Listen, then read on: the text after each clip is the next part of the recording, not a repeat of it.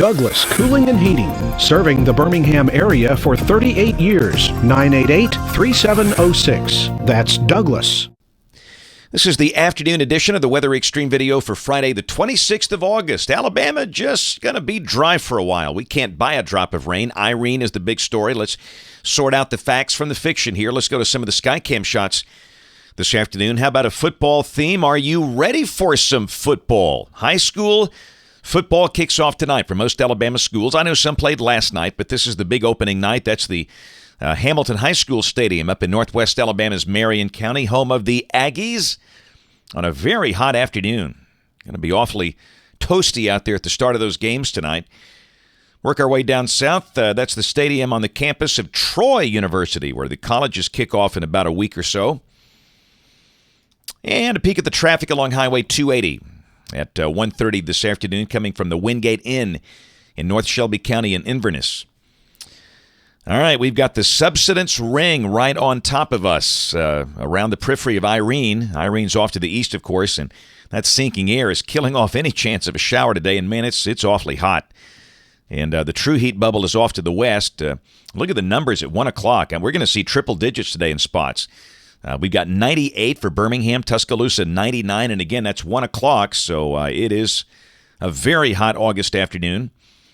And really, the heat around here today matches up nicely with the heat over Texas and Oklahoma. This is what they've been feeling all summer long out there. So, again, it's just going to be hot today, but the numbers will come down this weekend, we think. Watch warning map, yeah. Look at the issues on the East Coast. Thing lighting up like a Christmas tree all over there. And of course, the issues will be from the Carolina Outer Banks to Cape Cod with Irene. And we'll take an in-depth look here in a moment. There's the convective outlook for the rest of today and tonight. We've got the standard slight risk along the Outer Banks and also over Montana. And tomorrow, the standard slight risk up into the Delmarva Peninsula region for the possibility of maybe a small tornado in the spiral bands around Irene. Rain, you bet your buddy. That's the rain for the next 5 days, valid through Wednesday morning at 7. Numbers as high as 14.8 inches. And up into New England, the numbers are as high as 8 inches. And rainfall amounts of 4 to 8 inches are likely along the track of Irene. And flooding is one of our two big concerns. Number one is flooding.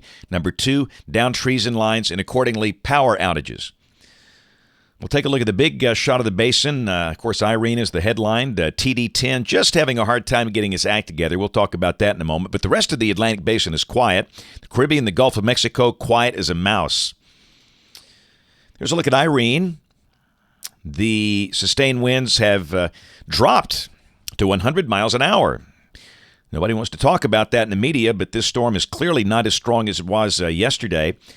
And again, it just looks like it's encountering some drier air coming into the system from where we are over here. And that seems to be making the struggle for intensification today. So again, it's a weaker hurricane compared to yesterday. Still, it's formidable, no doubt about that. Don't want to downplay that, but it might not be the monster that you see some of the news people describe on television. There's a look at the radar coming from Wilmington at 1:35. You can see the eye of the storm on radar, well to the southeast, south of Wilmington, well to the southeast of Charleston. The initial spiral bands are on the coast now of the Carolinas.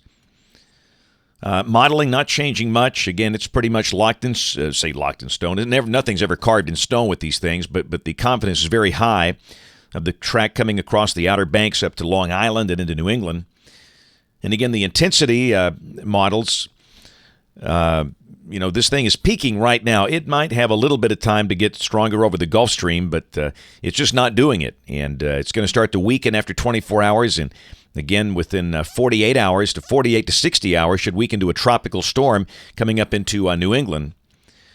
And there's the official track. And again, there's no big change there. Comes up across the Outer Banks tomorrow, up into New England on Sunday. There's a look at the tropical storm force wind speed probabilities, and of course numbers drop off as you go farther north, but clearly there will be tropical storm force winds up into New England, especially over Connecticut, Rhode Island, Massachusetts, New Hampshire, and Maine as it comes on in. And one more graphic with Irene. This is the RPM output, valid Sunday afternoon at 2 o'clock Eastern, 1 o'clock Central. This is early Sunday afternoon. Just to give you an update from this morning, the RPM is a little closer now to the Hurricane Center track. It brings the thing in over the eastern tip of Long Island.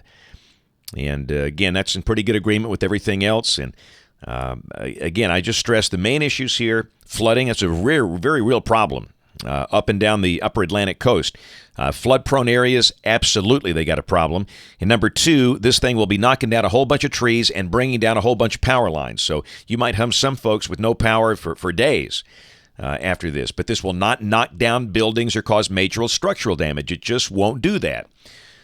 Despite what you see some of these news folks talking about. The hysteria is just unbelievable with this thing.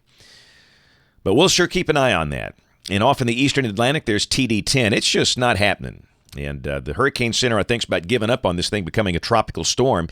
It now has it as a weak depression all the way through its life cycle until it becomes post-tropical Tuesday morning of next week, just drifting to the northwest, no problem for land. Check the GFS. This is the 12Z run, valid at 7 o'clock local time tomorrow evening. And, of course, this is at 500 millibars, 594 heat ring off to the west. We have a northerly flow aloft, and down below that, almost called it Ivan. No, not. This is not the same league as Ivan. This is Irene. Right there at the Outer Banks, where, of course, we're dry as could be. Heat levels ought to come down. The GFS has a high of 92, the NAM 91. So we'll drop about 8 degrees tomorrow. Sunday afternoon, Irene is already moving rapidly up, really north of Boston at midday. It's accelerating northeast rapidly. Low 90s here, dry as a bone. Monday, start the day well down in the 60s. I fully expect to see some upper 50s up in the cooler valleys. There's Tuesday, and again, it's just a benign pattern. Wednesday, we've been looking at some moisture return, but goodness, that doesn't look like much. Any shower should be pretty isolated. Same thing on Thursday of next week, and a week from today, we've still got a 588 ridge over us, a light northerly flow aloft, and just dry as could be. We can't buy a drop of rain. Check the end of the forecast, September 11th, 9/11, 11. And you can see that we've got a weak westerly flow aloft here. The real active stuff is still well to the north, and again, that looks pretty uneventful. So, again, the models are suggesting a relatively benign period for our state for the next 15 days. That's it for the Weather Xtreme video today. We'll have notes on the blog. The next video here, my next video by Monday morning at 7. Brian Peters, the internationally beloved meteorologist, will have the video updates tomorrow and Sunday. Thanks for watching. Have a great weekend, and God bless.